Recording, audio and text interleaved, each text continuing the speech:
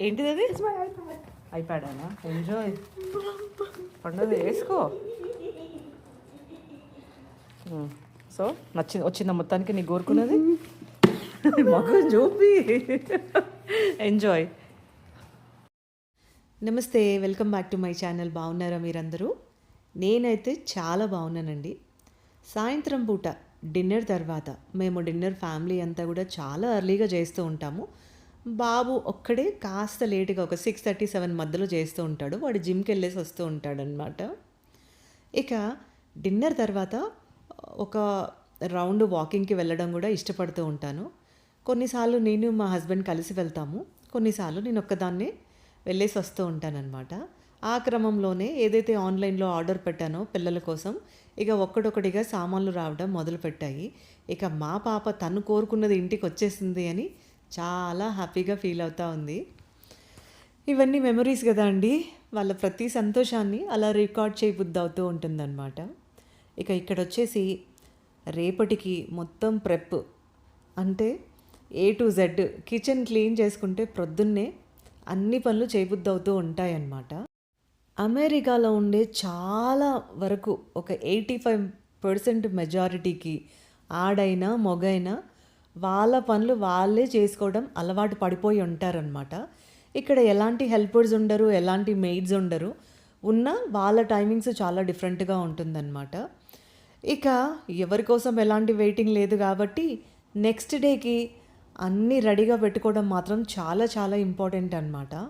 ఎందుకంటే ప్రొద్దున్నే నేను వంట మొదలుపెట్టి ఇక అందరికీ లంచ్ బాక్సులు, బ్రేక్ఫాస్ట్లు, మళ్ళీ డిన్నర్కి కావాల్సిన ప్రెప్ వీలైతే ప్రొద్దున్నే కూడా చేసుకోవడం జరుగుతూ ఉంటుంది.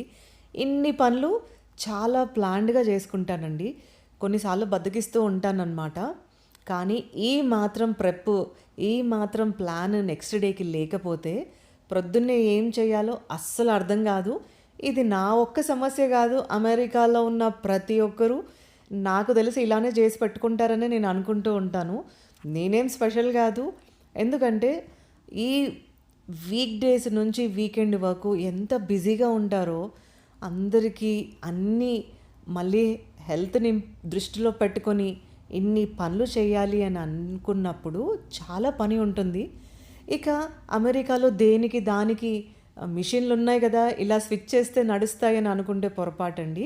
ఈ డిష్ వాషర్లో సామాన్లు పెట్టాలి అంటే అన్నీ పెట్టలేము.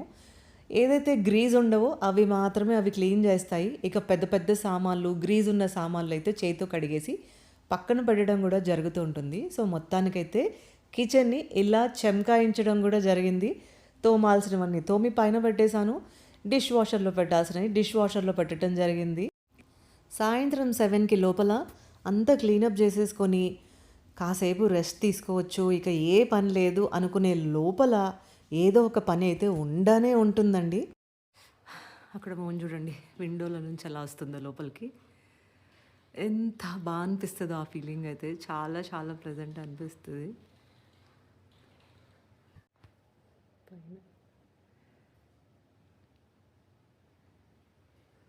పాపను పిక్ చేసుకోవడానికి డాన్స్ క్లాస్ వెళ్ళాలన్నమాట. బయట చాలా చాలా చల్లగా ఉంది.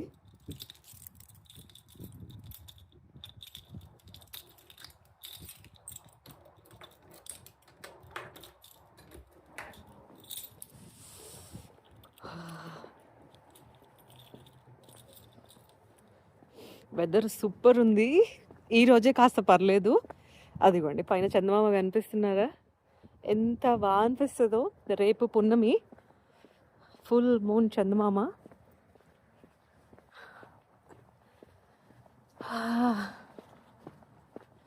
ఈరోజు కాస్త పర్లేదు.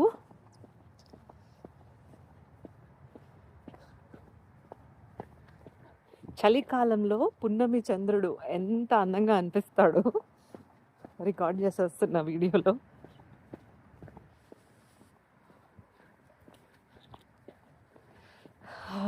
ఇప్పుడు డిసెంబర్ సీజన్ కదా, ఎక్కడ చూసినా ఎవరింటి ముందు చూసినా అంత కలర్ఫుల్ లైటింగ్స్, డెకరేషన్తో ఎంత బ్యూటిఫుల్గా అనిపిస్తుందో, చాలా చాలా బ్యూటిఫుల్ అనిపిస్తుంది. మా పాప వస్తుంది. ఇక్కడే ఉన్నా. చిన్నగా చిన్నగా రా, పరిగెత్త, కింద పడతావు. స్లోగా రా తల్లి. ఎవరున్నారు అక్కడ? టీచర్ ఉండనా? No. ఇదిగోండి మా బుడ్డి తల్లి వచ్చింది. ఏమైంది అమ్మా? ఏమైంది అమ్మా? చిట్టి బంగారమ్మ, ఆకలేస్తుందా? No. చలి పెడతలేదా తల్లి నీకు? No. నో. ఈరోజు త్వరగా వచ్చేసావు. నేను ఇంకా అంత దూరం రావాలనుకుంటా ఉన్నా, చూస్తున్నా. కరెక్ట్ టైంకే బయటికి వచ్చావు ఈరోజు. The moon looks so nice. కదా, బ్యూటిఫుల్ ఉంది. అందులో ఇంత చల్ల చల్లగా అలా ఫుల్ మూన్ చూస్తుంటే భలే ప్లజెంట్గా అనిపిస్తుంది. When I get my iPad unbox, I'm gonna take a picture and go for it. చేస్తావా ఇప్పుడు అన్బాక్సింగ్? చెయ్యి, ఇట్స్ ఓకే. నేను కూడా I mean, if I put it there, నీ హ్యాపీనెస్ని రికార్డ్ చేస్తా.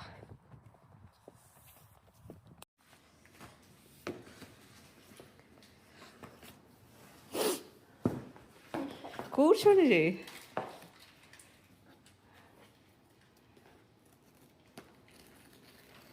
జాగ్రత్తగా ఓపెన్ చేయి. సో రిటర్న్ ఇచ్చేది ఉంటే ఈజీగా ఉంటుంది.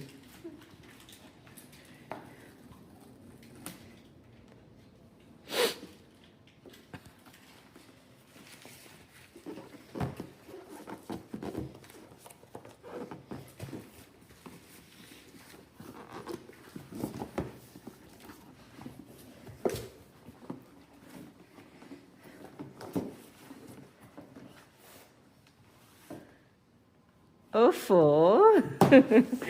ముఖంలో 1000 లైట్స్ వెలిగిపోతున్నాయి అని అనుకున్నాను నేను.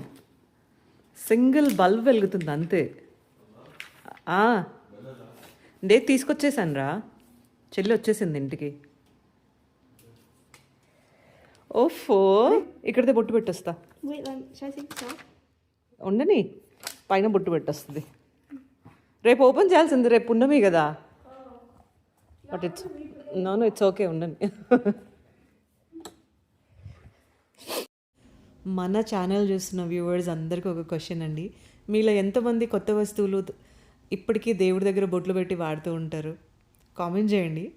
మా ఇంట్లో మాత్రం నేనైనా సరే, మా హస్బెండ్ అయినా సరే, మా ఫ్యామిలీస్లో ముఖ్యంగా మా పేరెంట్స్ కానీ, మా అత్తమామ కానీ, ఈ రోజు వరకు కూడా ఏ కొత్త సామాన్లు తీసుకొచ్చినా ఇంకా గంధము, కుంకుమ అలా పెట్టి దేవుడి దగ్గర పెట్టి ఆశీర్వాదం తీసుకొని అప్పుడు దాన్ని అన్బాక్సింగ్ చేస్తూ ఉంటారు, లేదా వాడుకలోకి తెస్తూ ఉంటారు. ఈవెన్ క్లోత్స్ అయినా సరే ఈ రోజు వరకు కూడా. ఇవన్నీ ఎలా అంటే డిఎన్ఏలో పాతుకుపోయినట్లు అనిపిస్తూ ఉంటాయి. అప్పుడప్పుడు ఇలాంటి పనులు చేస్తున్నప్పుడు మా ఇంట్లో పెద్దవాళ్ళందరినీ తలుచుకుంటాము. ఒక్కొక్కరిది ఒక్కొక్క స్టైల్లో మళ్ళీ ఎంత శ్రద్ధగా బొట్లు పెట్టి మాకు ఇస్తారో. ఒకవేళ మేము స్కిప్ చేసినా, మర్చిపోయినా, ఆగండి ఆగండి ఆగండి అని మా అత్తయ్య గారు అయితే గంధము, కుంకుమ ఇలా పెట్టేసి ఇప్పుడు ఓపెన్ చేయబెట్టా అని ఇలా అంటూ ఉంటారనమాట.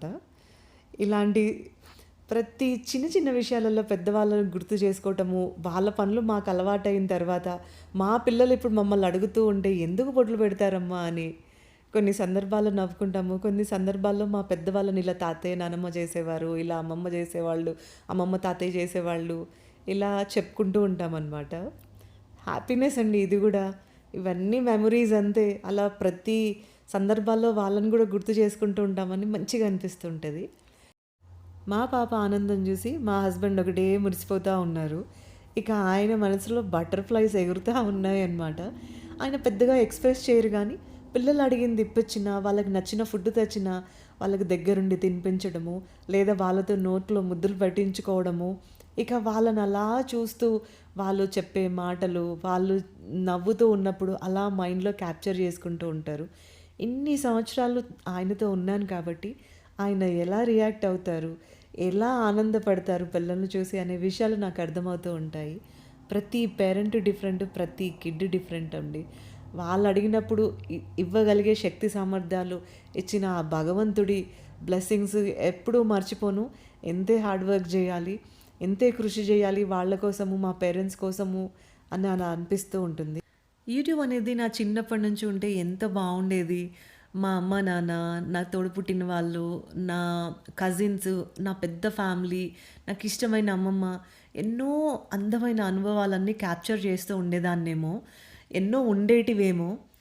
ఇప్పటికైనా మించిపోయిందేం లేదు. నా ఈ చిన్న ఫ్యామిలీ, చిన్ని చిన్ని సంతోషాలు, చిన్ని చిన్ని ఆనందాలు అన్నీ క్యాప్చర్ చేసుకుంటూ ఉంటాననమాట. నా ఈ ఫ్యామిలీతో పాటు యూట్యూబ్ అనే ఫ్యామిలీ గూడా నాకుంటుందని నా కల్లో గూడా ఊహించలేదు. ఇది గూడా బ్లెస్సింగ్‌కి ఏం తక్కువ కాదు. యూట్యూబ్ అనేది నా జీవనోపాధి కానే కాదండి. నాకెప్పుడైనా టైం దొరికితే అప్పుడప్పుడు వీడియోస్ పోస్ట్ చేస్తూ ఉంటాను. కానీ నా యూట్యూబ్ జర్నీ అప్పుడప్పుడు చేసిన దానికే ఇంత పెద్ద ఫ్యామిలీ ఇస్తదని నేను అనుకోలేదు. కిచెన్ అంతా క్లీన్ చేశాక ప్యాంట్రీలోకి తొంగి చూస్తే పనసకాయ కనిపించింది. దాని చుట్టూ కాస్త ఫ్లైస్ తిరుగుతూ ఉన్నాయి. ఇదేమన్నా మురిగిపోయిందేమో అని కంగారు పడేసి మా హస్బెండ్ని పిలిచి పనసకాయ కోయడం స్టార్ట్ చేశాము. కోసిన తర్వాత ఎందుకు కోసానురా దేవుడా అని అనిపించిందనమాట. అసలు ఎంత చేతులు పెయిన్ వచ్చాయో, ఈ చలికో ఏమో తెలీదు, దానిపైన స్కిన్ను, దాని లోపల ఆ జిగుటు, చేతులు ఇచ్చింగ్ అండ్ చేతులు చాలా చాలా పెయిన్ వచ్చేసాయి. ఇది సెకండ్ టైం తేవడం అండి. ఫస్ట్ టైం తెచ్చినప్పుడు అంత అనిపించలేదు, కానీ సెకండ్ టైం చాలా కష్టం అనిపించిందనమాట.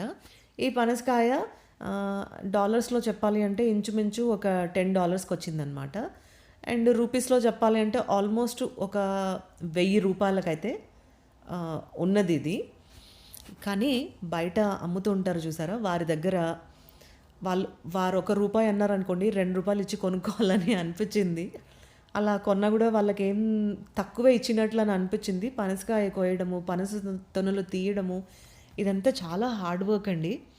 నాకైతే అట్లా అనిపించింది. అందులో ఇక్కడ చలికి విపరీతంగా పెయిన్స్, దాని స్కిన్ గుచ్చుకున్నప్పుడు అయితే చెయ్యి అంతా మంటలేసిందనమాట. ఈ పనసకాయ తెచ్చినప్పుడు బిర్యానీ చేయాలి, పనస పొట్టు కర్రీ చేయాలి ఏదేదో అనుకున్నాను, కానీ అది కోసి ఇక ఆ తొక్కలన్నీ ఇంకా ఓపిక పోయి తొక్కలన్నీ పడేసాము, తొనలు సపరేట్ చేసాము. బట్ తీరా చూస్తే తొనలు చాలా తక్కువగా వచ్చాయని కూడా అనిపించింది.